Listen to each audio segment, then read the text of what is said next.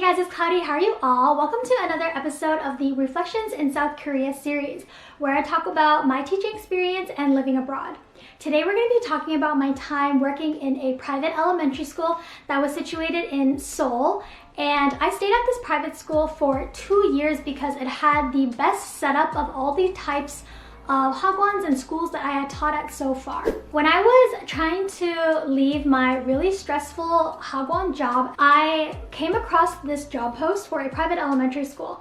And I always knew that private elementary schools and also international schools are the best scenarios for teachers because the pay is generally higher, the hours are way more reasonable than usual, and also the students' English levels tend to be a bit higher, and there are certain groups of students that are bilingual, which makes it a lot easier for you as a foreign teacher. I found this job pretty last minute before the school year started in March. In Asia, the school year does tend to start in March in spring. So what I did was I applied, I got asked for an interview, and I came in for an interview plus a mock lesson.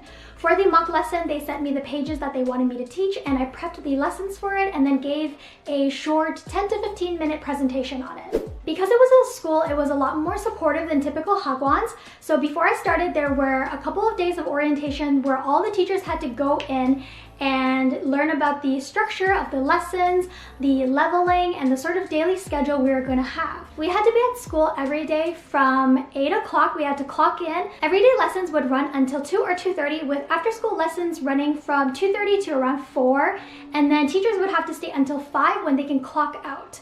We clocked in through a fingerprint system, so it was able to log your time really accurately, but it also meant that if you were late by a couple seconds, you might be penalized for it. For the language arts classes, we had to teach anything from stories to reading to grammar in those classes. 2 to 3 times a week, depending on the level, there were speaking classes where the class was completely conversation focused. And you might get totally different levels for language arts versus conversation, or you might end up teaching the exact same kids for many times that week. For the after-school lessons, we had the most freedom with that because it wasn't so strict on the syllabus. We were given a book and some resources that were pre-made by other teachers in the past. You basically had to teach the chapter or the designated pages, and you were allowed to create whatever activities or projects you wanted to do. So the after-school lessons were my favorite because I had a lot of time for students to do hands-on projects that reinforced their reading, listening, and also speaking skills. As well, for those after-school classes, they were Mondays to Thursday every day for about 2 to 3 hours. So you actually spend a lot of time with those kids compared to the classes that you have for language arts or conversation. Fridays were really great because we only had to be in the school from 8 to 3 and we got to leave early on Fridays, which was a plus. However, if you are not done with any of your class prep or school prep, you obviously had to stay behind a little bit more. What I really liked about the school was that there were plenty of holidays. After doing winter camp and also summer camp, there were enough holidays for you to take a rest, and the administration was decently cooperative with the fact that some people wanted to fly overseas to visit home on those holidays. There also was a pretty big foreign faculty, so if you were sick one day, you would be able to take a sick day and have someone else cover your classes. As well, if other people are sick, there is a sort of volunteer system where you can take other people's classes if you're teaching the same syllabus. So it doesn't require any prep at all. As for my personal experience as an English teacher, I felt like this was the time where I became a full-fledged teacher.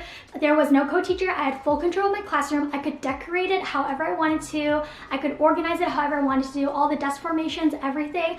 I got to learn every single student's name compared to when I taught 4 different schools in the public school system. These students I worked with really closely, and I was able to form a really close bond with them. We would have parties for Halloween or extra activities for Christmas, and I would have a reward system set up for them where they can earn stamps and then trade them in for prizes, and it was a really rewarding part of my experience abroad. However, what I didn't really like about this school is that foreign teachers were often cut off from the Korean administration, and we weren't really given a voice as to what was going on in the school or any policies that were being made in the school. They would make a policy or change something about management, tell us, and then give us no space to express our concerns. Even after trying to express our worries or petitioning for changes, there weren't any changes that actually went through. As well, this school was really adamant on keeping the lessons going at least a couple times a week. even though we had a Zoom system set up. So when kids were getting sick because of COVID, I ended up contracting COVID as well. And when I had it, I was obviously confined home, but administration had strongly recommended that I teach from home on Zoom, even though I was sick, which I totally refused because I thought it was so ridiculous. They also told me that it was totally legally out of their responsibility that they made teachers go into the school, and I got sick because of that. So they completely blamed me for being sick, even though they forced us to go in and teach. And obviously when you are a teacher on a teaching visa, if they want you to come teach extra, they want you to work extra, it's very hard to refuse because they are sponsoring your teaching visa. And if they decide to fire you or let you go, you would be kicked out of the country pretty quickly. So in terms of that, we didn't really have that much of a choice when it came to accepting some of the unfair or vague and confusing treatment that the management was giving us. Overall, I stayed at the school for 2 years. I really thought the students were really amazing, but as always with a lot of foreign teaching situations abroad, the support for foreign teachers is lacking. We are very lucky that we had a community of teachers at the school, but I'm also pretty introverted and I don't interact that much outside of my close circle of friends. The students gave me some of the happiest memories that I still look back on, and I don't think I'm made for long-term teaching, but a lot of those students made me feel like I could teach them forever. It was really rewarding to be able to work with kids that were really motivated and that were giving their all in their daily activities, and a lot of them were just such positive, wonderful kids in my life. A big reason for why the kids were so amazing is because most of them did come from very comfortable or affluent backgrounds. If your child is enrolled in a private school in South Korea, there will be an annual tuition fee, which is quite pricey compared to public schools. So a lot of students, they come from backgrounds that aren't very stressful for teachers to deal with. Overall, I would say that private schools and also international schools are probably the best setups if you're gonna stay abroad long-term in South Korea. While I was teaching there, there was also enough time for me to work on my Korean, take Korean classes, and also work on changing my sponsored teaching visa into an independent working visa on the F series. In another video, I will be talking about visa changes and also changing into a Korean company and transitioning out of teaching. So if you guys are interested in that, don't forget to subscribe for more. Thank you for making it to the end of the video, and I'll talk to you guys in my next video very soon.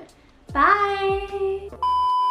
Oh yeah, and the only thing was that this school was on the top of a hill. I lived in the south part of Seoul while this school was in the northern part of Seoul, and I ended up taking the train from line 1, which is one of the main subway lines, all the way up north for 40 minutes every day. Then I would walk to the bus stop, get on a bus that would take me to the base of the hill where the school was, and I would have to trek up the hill every single day to get to the school. And that was probably the most stressful part of like commuting.